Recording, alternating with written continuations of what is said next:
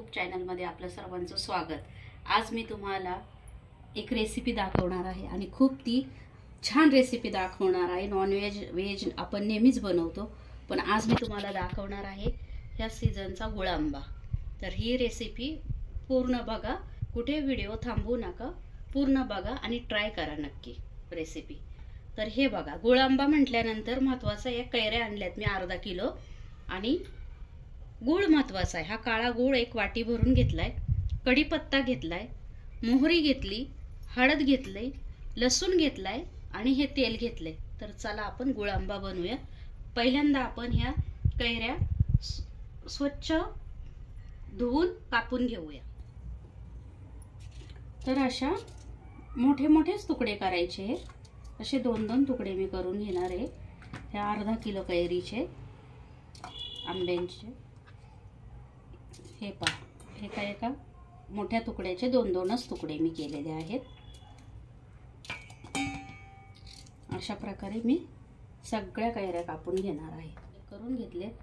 ही अशी जी मध्ये कोय असते ती काढून घेतलेली आहे बाजूला आणि ह्या अर्धा किलो कैऱ्या आपल्या आता कापून झाल्यात। आता हे स्वच्छ धुवून घेऊया। हे धुवून ठेवल्यात। आता हा लसूण आहे, हा मी बारीक चिरून घेणार आहे सगळा लसूण।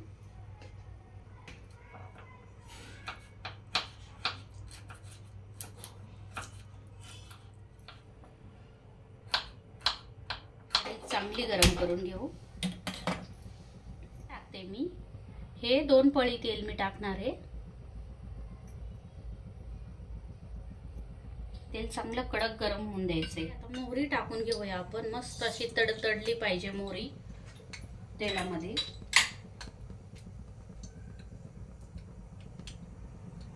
आणि मोहरी तडतडल्यानंतर आपण टाकून घेऊया लसूण। तर मोहरी आपली चांगली तडतडली, तेल चांगलं गरम झालेले आहे। आता लसूण टाकून घेते। थोडीशी हळद टाकूया त्यात।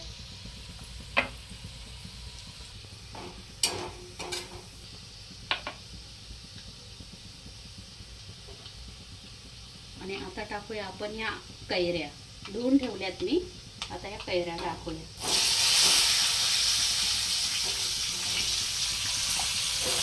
लसूण जळू नये म्हणून गॅस बारीक करते। वास सुटलाय मस्त। एकदा खालीवर करून घेऊया।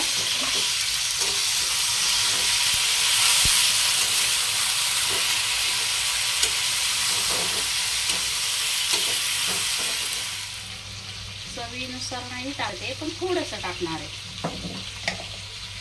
आणि हा गूळ सुद्धा टाकणार आहे। वाटीभर गूळ आहे हा आणि काळा गूळ घेतलेला आहे मी। आणि एकदा वर खाली करून घेऊया।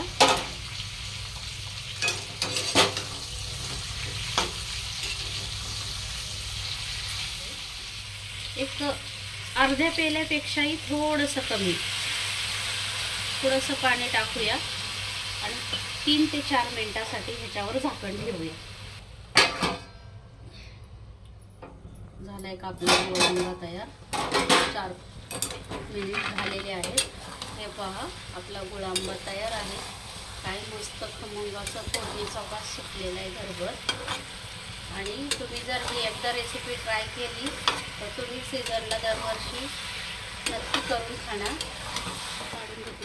आता फक्त 4 सबस्क्राईब कमी आहेत 500ला, तेवढे पटापट करा। माझा गुळांबा तुम्हाला आवडला असेल तर। आणि बघूया गुळांबा कसा झाला, काढून घेऊया आपण। हे तुम्ही नुसता खाऊ शकता किंवा चपाती भाकरी बरोबर सुद्धा छान लागतो। त्याची चव आंबट गोड मस्त, लसणाचा फ्लेवर, वरून मस्त अशी तडतडलेली मोहरी। आहा हा, हा बघा गुळांबा कसा वाटलाय कमेंट मध्ये नक्की सांगा। धन्यवाद।